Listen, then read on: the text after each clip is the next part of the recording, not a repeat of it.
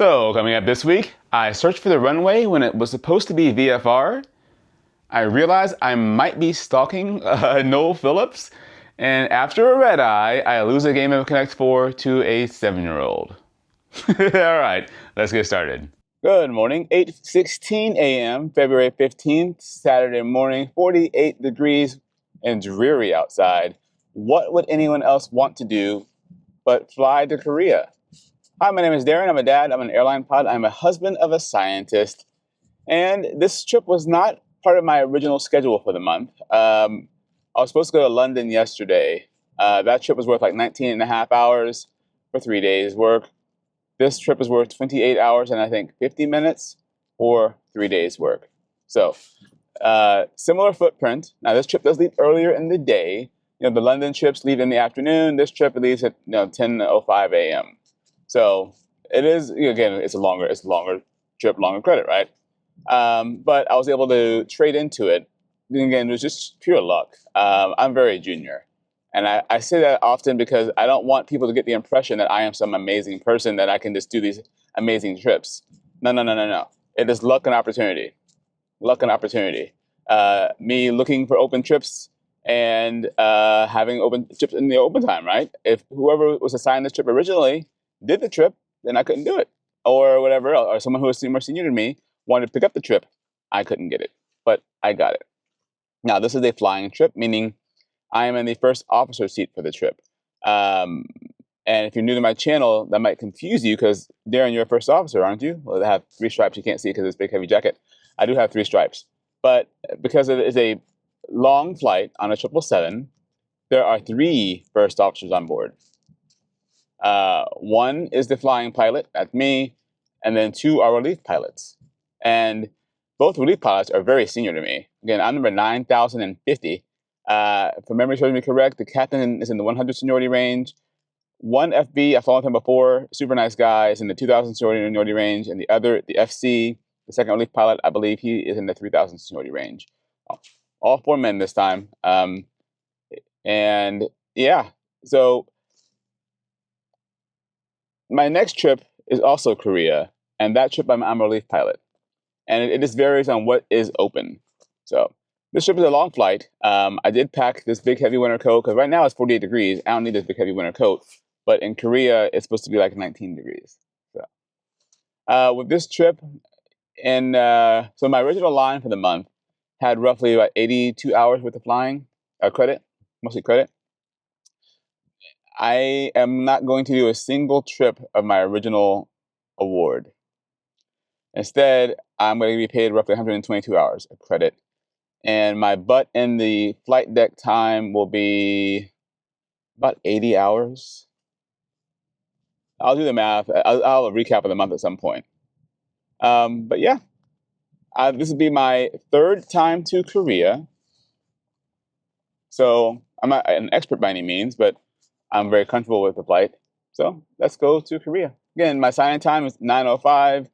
It is currently 8:19. I live 10 miles from the airport. I got plenty of time. I never rush. All right. So my car survived the pothole-ridden and broken pavement employee lot that is DFW Airport. One day, maybe they'll actually fix it. Headed toward the employee bus, and I encountered one of my biggest pet peeves is when employees leave their handles up for the luggage racks, making the next tier very difficult to use. Again, I have 3 bags. My luggage is quite heavy, and these 2 luggage handles are up, meaning I have to lift my bag up and above their handles versus just sliding it straight in. It's extremely inconsiderate. Lower your handles so we can all easily and safely use the actual very small luggage racks that are on the airport employee buses. Anyways, got to the airport, Terminal D. It's a rainy day. Terminal D was crazy long security. If you come to Terminal D on the wrong day, lines are like 20 to 25 minutes long minimum, sometimes even longer than that at all 3 checkpoints. I don't understand why they have these giant surges and they can't handle the capacity. Head over to KCM, and today was one of the days that I got picked to be a random person to go through normal security. So every now and then, if you members have to go through normal security, it is what it is. Um, so headed over to the normal security, showed my credentials, and headed through to get all my bags screened. Again, it's not a big inconvenience at this airport. Sometimes it's a long distance between KCM and the actual screening checkpoints. Once clear, head over to the gate because the captain had previously messaged the whole crew saying we'll meet on the airplane, not in the crew room. Works for me. Again, me in the crew room, we used to go down there before my time on the 777 and plot the course on a map and look at the weather radar on the computer because we didn't have tools in flight.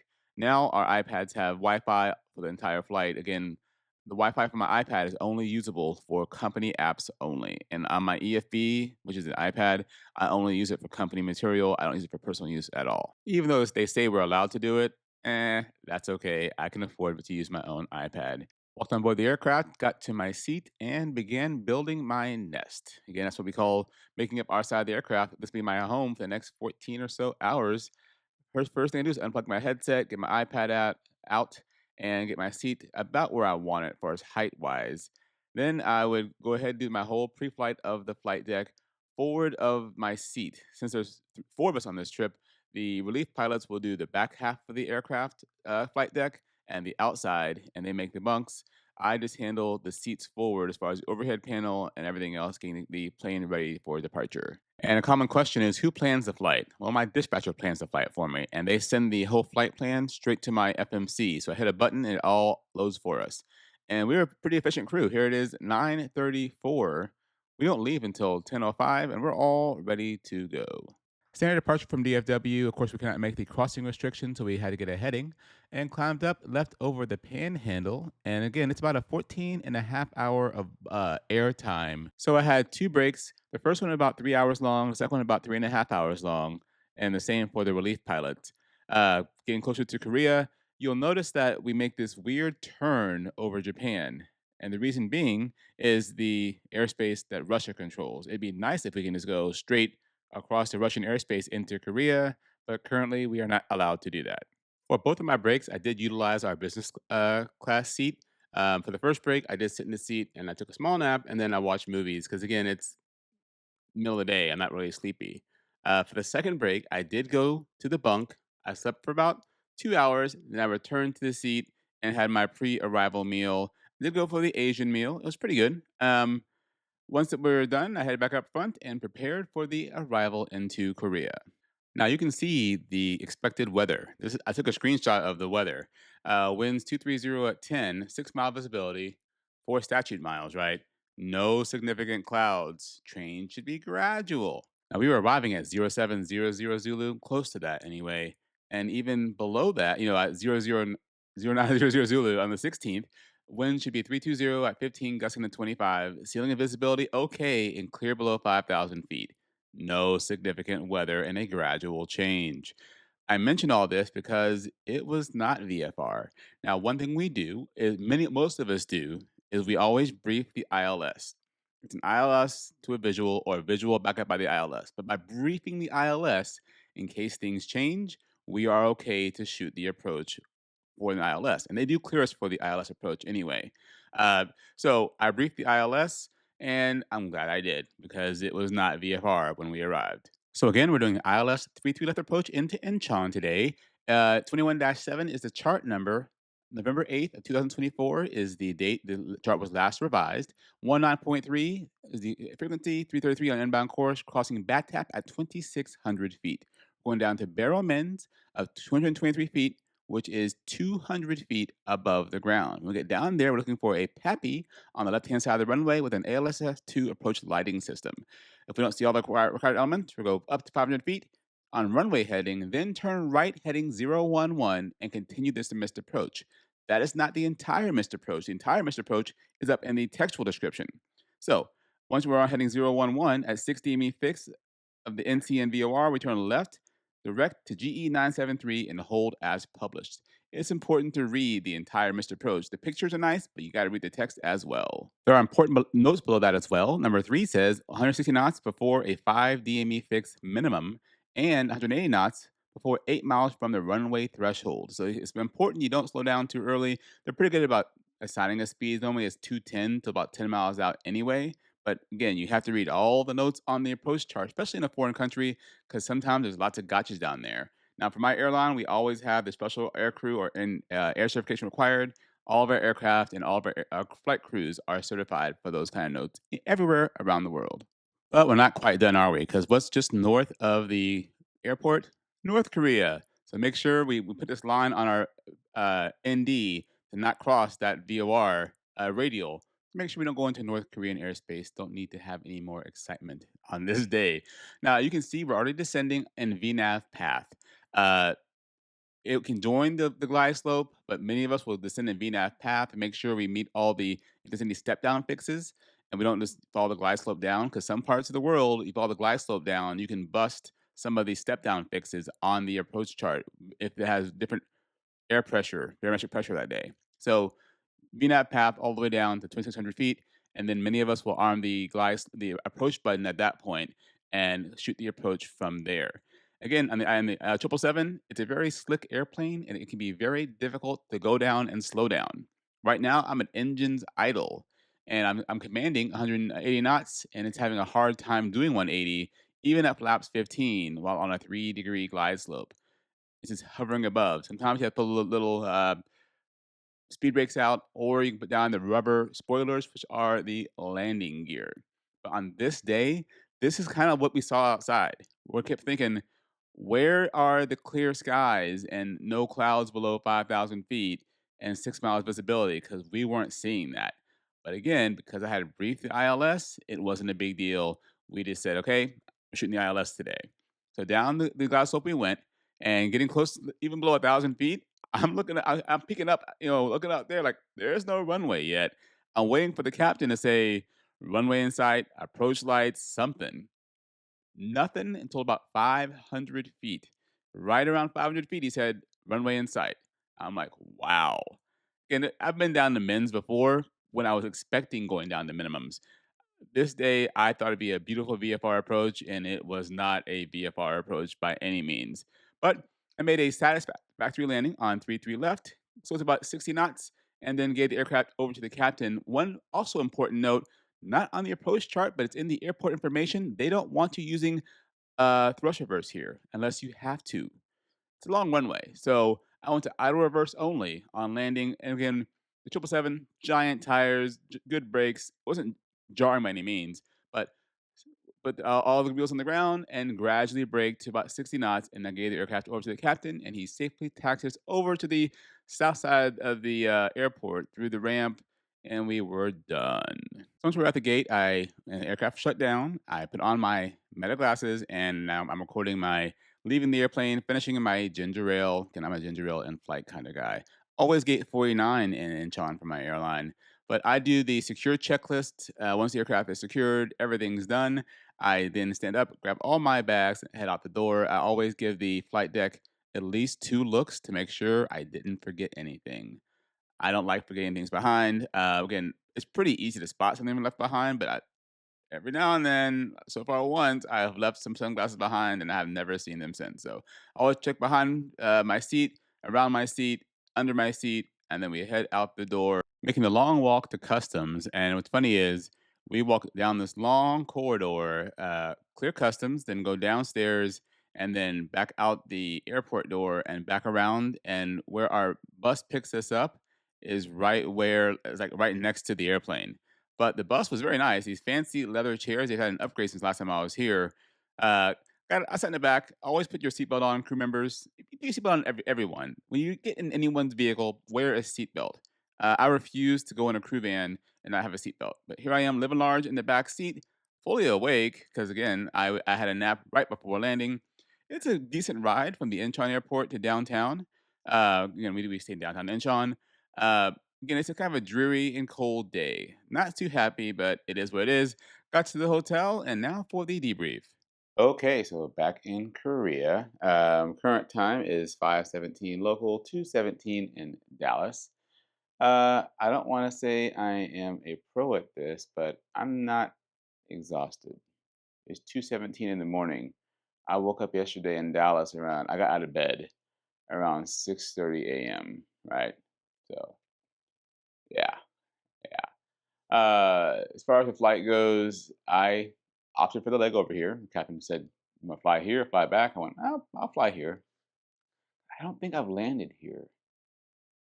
I think, no, I didn't. So the first time I came here, I took off out of Korea. Second time I came here, I was the FC. So yeah, first time landing in Korea. Takeoff by Dallas was fairly normal. We were way too heavy to make the restriction. Like there was not a chance we were making that restriction. So they gave us a heading as normal. But I hand flew the airplane until we were about 9 to 10,000 feet, and we're headed in the direction of more than 40 nautical miles to the next fix. So the autopilot got turned on.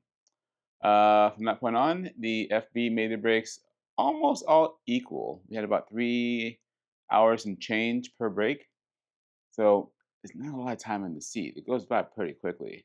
I was in my seat for the first time till just, I think it was just past or right around Seattle, and then 3 hour-ish break, right? For that first break, I did go to the seat. I didn't go to the bunk because it was daytime. It was, what, 3 in the afternoon, Dallas time? I'm not that tired. So I sat in the seat. I did take a nap in the seat. I've gotten good at taking naps in the seat. Took a nap in the seat. I had my meal in the flight deck. I had the salmon for lunch. And then in the seat, I just kind of relaxed and chilled. I did have some snacks from the snack bar in the middle of the airplane. Then I went back up front, and we were out past Alaska at that point, and up front for about 3 hours ish, and then back. And I did go to the bunk for my second break. And again, these are bunks, right? And it's not my favorite, but it's not horrible. I was on the top bunk. It's fine. Captain said he might go on the bottom bunk at some point. He went in about 2 hours into the break. Again, I sleep with an eye mask on, and I sleep with a Bluetooth Pixel Bud Pro 2 in my ear because I can't stand silence. I listen to old radio show, the Russ Martin show. He used to be a Dallas DJ in Dallas. It's a talk show. I listen to old episodes. Don't judge me. But I slept pretty good in the bunk for about an hour and a half, hour 45 minutes.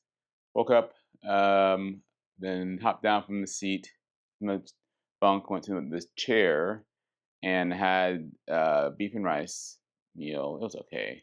Wasn't much beef in there. There was a lot of beef sauce. I think I had one piece of beef in there. Yeah, yeah. And then the arrival into here, we were planning on 3-3 left. The front was coming through right when we were supposed to be arriving. Let's go from a southerly wind to a northerly wind. And they were initially reporting winds like 220 at 14, which is a pretty good tailwind, right? But they like to have tailwinds because they don't want to deal with the whole with Korea crap, right? But the winds died down. They were like 270 at 10, and they were reporting scattered clouds at 4,400 feet. And I briefed a visual approach back up by the ILS because scattered 4,400, that's a long way down to the ground, right? Again, 4,400 is height above the ground, not elevation anyway. It wasn't scattered 4,400. Like it's still like the conditions outside. I probably already showed you, but the conditions outside are just like it was. It's actually it was worse than this. I had my sunglasses on because it was sunny, right? And I was supposed to get a visual approach. 1,000 feet, no one saw anything, and we're like, and then 500 feet, barely saw the runway lights at 500 feet. 300 feet, by 400 feet, 300 to 400 feet, we saw everything. We had set up for the ILS, as always. So it was fine, but it was not sky 4,400 feet at all. Flaps 30 landing, auto brakes 2. They don't want you using reverse here unless it's for safety reasons. So I made a pretty smooth touchdown. I'll have to look at my stats. I'll put them on the screen. And then idle reverse exited at the first high speed on the left. And then it was kind of a follow the greens moment. And it's still, kind of weird to land, long day, and go from pilot flying to pilot monitoring on the ground. And we had briefed the taxi instructions. It was okay. It wasn't that big. It's just down Bravo to 8 Echo, then across the ramp. But that was the flight. Got to the gates, cleared customs, and hopped on the bus and at the hotel. So have a nice long overnight. Not sure what I'm going to do. I'm probably not going to go to Costco this trip. I think I'm Costco'd out. Someone mentioned a mall north of here. We'll have to see how cold it is tomorrow. Because right now it's 41 degrees. Um, yeah. So we'll have to see how the weather is tomorrow. But I am more tired now than when I started the video. I think my adrenaline's wearing off.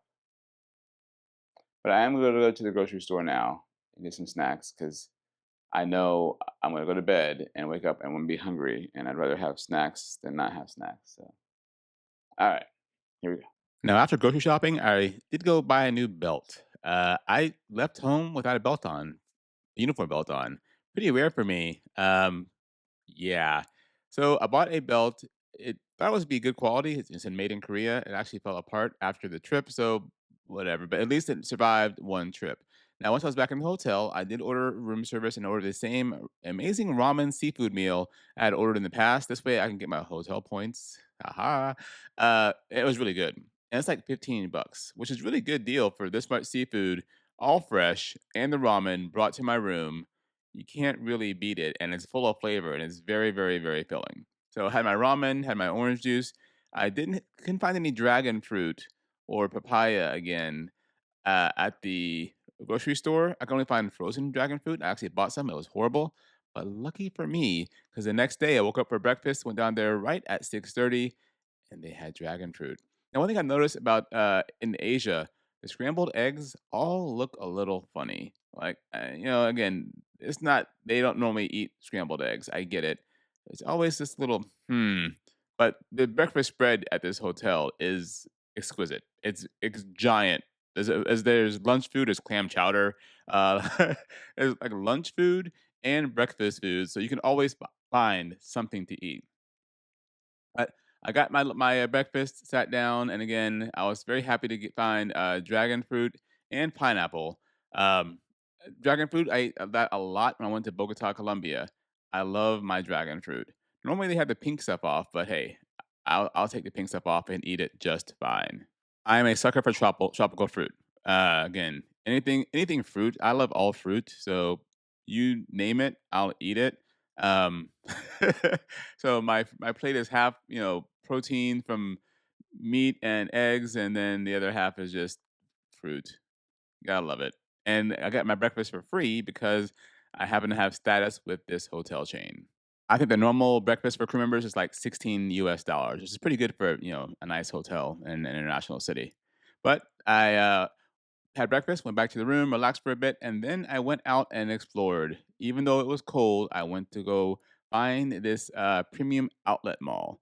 Again, getting around Incheon by foot is super easy. I can't use Google Maps. I have to use something called Naver Maps. Google Maps will not give me directions in Korea at all.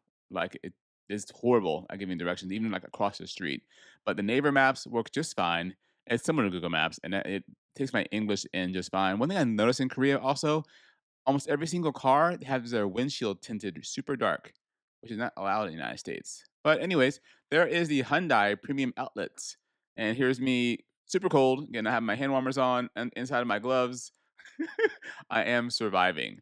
This was a very nice outlet mall. Texas Roadhouse and all. I walked every single floor. I didn't buy anything, but I appreciated all the stores and shopping.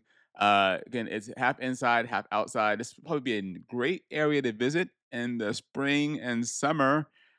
Right now, there's no one outside because even the Koreans are like, we're not going to sit outside and freeze our rear ends off. But I walked around. I did find a map to try to find the food court because I knew they had a food court here somewhere. Thankfully, it was just downstairs, and it was a giant food court, like giant food court. And I was walking around, and this one place kind of saw me using my phone to translate the Korean into English and said, "We have an English menu for you." I went, "Oh, thank you so much." And I ordered this ramen meal, and it looked just like the picture. Like in the US, a lot of places that we get food from, they don't look like the picture. This place, the food looked just like the actual picture, and it was extremely full of flavor. That was really, really good. And now to head back and take a nap. I did walk around this area a little bit more. Again, I can't express to you how giant this outlet mall is. I didn't see a lot of US name stores, but everything is in English, which Americans and people that speak English, we're really spoiled all around the world that so many signs and everything is in English, right? I'm in Korea and the signs are in English and lots of the words are in English. We're quite spoiled by this. I made the frigid walk back to the hotel and now a quick discussion before I head to bed for my nap. Yeah, I'm cold. All right, it is 12:05 local, 9:05 p.m. in Dallas. Yeah. I did trade my next Incheon trip from a relief pilot to be a flying pilot. So that's kind of nice. 'Cause I noticed, especially flying here, I was less exhausted because I napped right before landing versus being up before landing. So there's that. Uh, it's freaking cold. Yeah. I said it. Man, I hate cold. It's 32 degrees. 32 degrees. So yeah, it's cold. The mall was nice, mostly indoor. I mean, it's all indoor, I guess. A lot of high-end shops that ain't for me. The food court was very nice. I think I'll go back there again for lunch. The person that recommended that, thank you. Sorry, this is cold. Now it's time to start packing up the room, take a shower, go to take a nap, and then wake up about an hour before band time to caffeinate because I'm flying and finish packing up the room and also call the wife before I go to bed because it's 9 p.m. in Dallas. All right, shower, pack, bed. No, wife, shower, pack, shave, bed.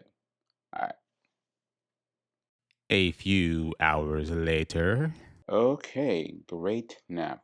Like, I probably had almost a 3 hour nap, and it's one of those rare times that I woke up to my alarm and the phone at the same time. We get a phone call 1 hour prior to van time.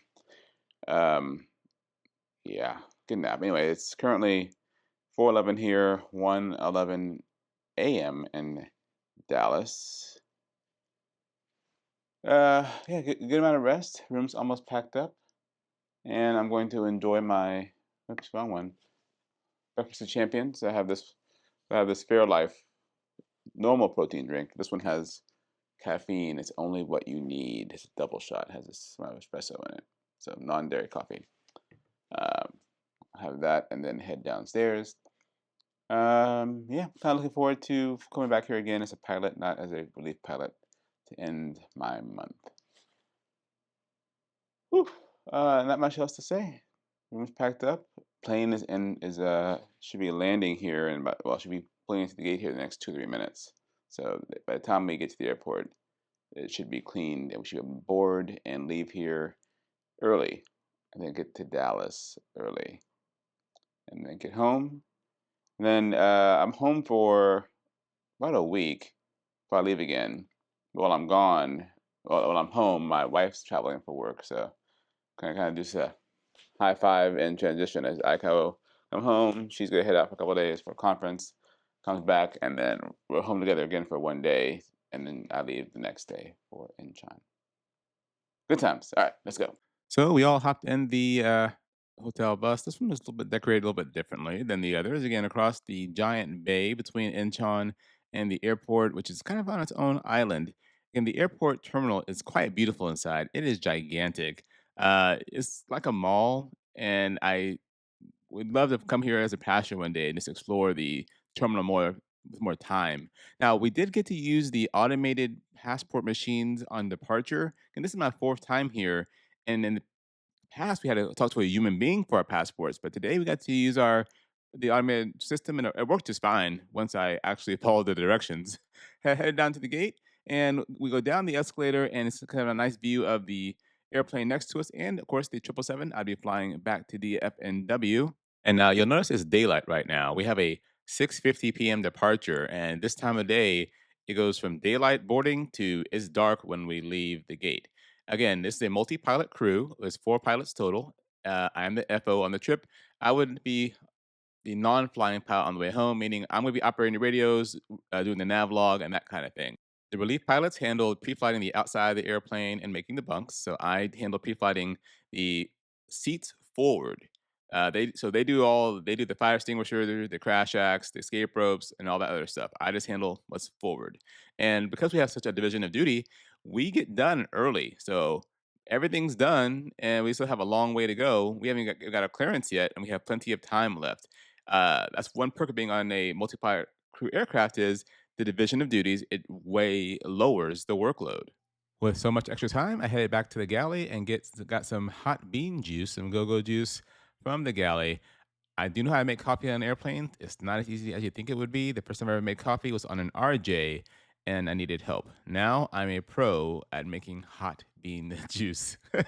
And back up front, it got darker and darker, and then it was finally time to go. Again, I'm up front for the first 3 hours, in the back for 3 hours, up front 3 hours, and then in the back 3 hours.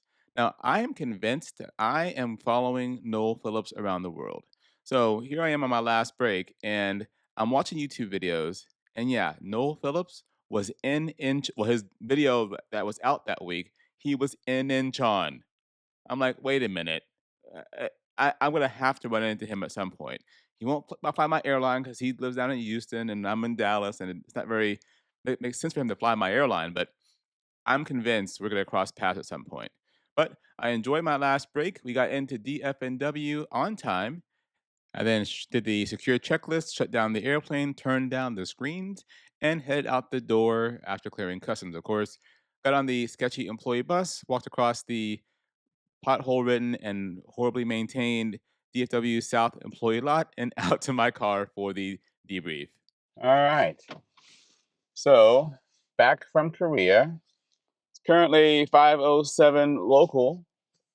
We arrived pretty close to on time. We wanted to leave early, but best made plans, right? As far as the flight over, pretty standard. I'm not exhausted, and this is my third trip to Korea, but only the first one I've been as a pilot flying. I said this probably multiple times during this video, but I think it makes a huge difference on my tiredness level, just on the breaks I get. So got to the airport again. We all got to the airplane crazy early. Like we were like ready to go an hour and 20 minutes before departure, which is just crazy early. But boarded up all the passengers and all the non-revs too. Like we were booked full, and people just missed the flight. I don't know where these people disappeared to, but people missed the flight. So all the non-revs got on. Very short taxi over to 3-4 right for departure. And every time I've left there, I've left from a different runway. Anyway, climbed up and out. The FB and FC, the two relief pilots, went to take their break right away. And we flew over toward Japan. Fairly benign. It's the normal language barrier. Again, English is not their first language, but it is what it is. I can't speak Japanese, but they can speak English, so good on them. Once we coasted out of Japan, we began our oceanic crossing, CPDLC, and from that point on, it's more or less radio silence. Once we begin the oceanic portion, I do check in with the HF radio to verify the HF radio works, but our primary is CPDLC, and it was working.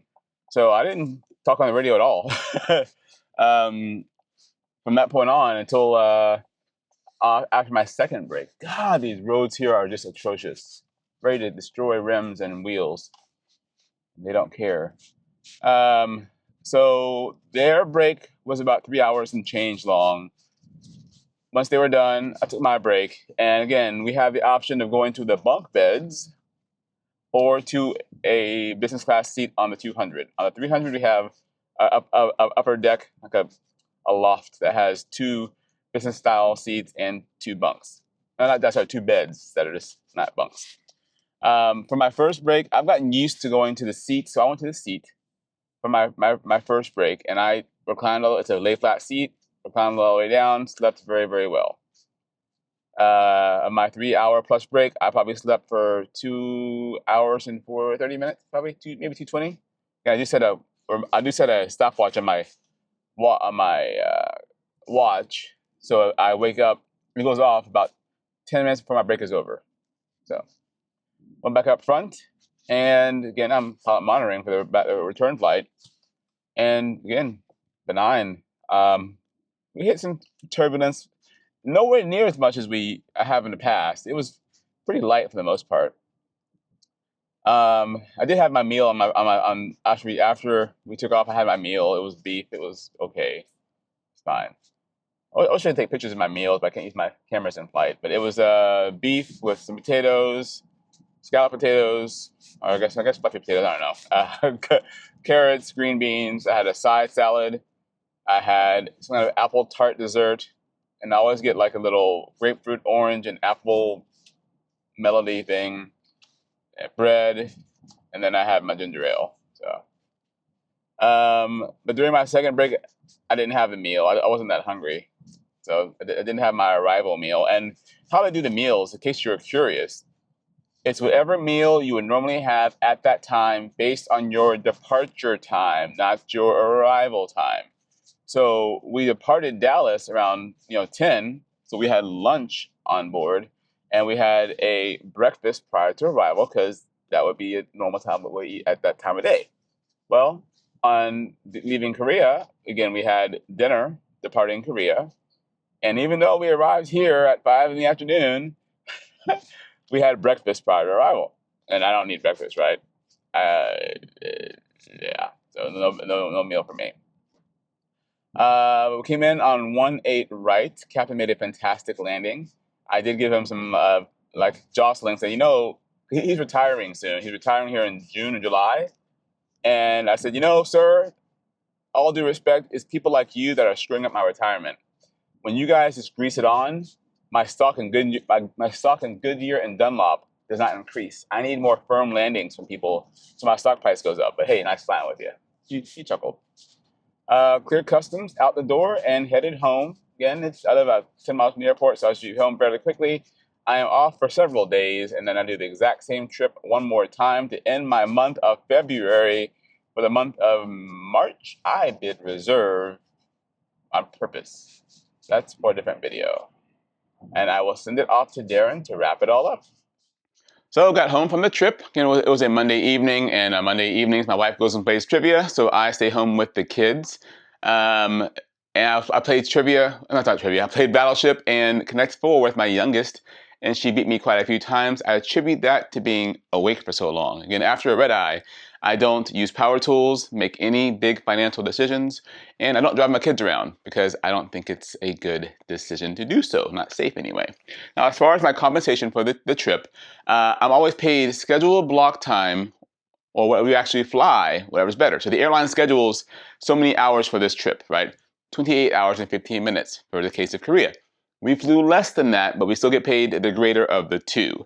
So my hourly wages, just pure hourly wages, was $8,603.26. You can see the per diem amount and the international pay amount to my side here, as well as the 401k amount I was paid for the trip. I did do another trip to Korea the next week. There'll be no video about that. Nothing much changed. I went to the same mall, had the same meal. I'm a creature of habit. And I'm done with probably Korea for a while. I won't be going there for March for sure due to how our vacation rules work and my credit rules work. I'm on reserve in March, and I have 5 more days of reserve this month. I'm pretty sure I'm pretty safe.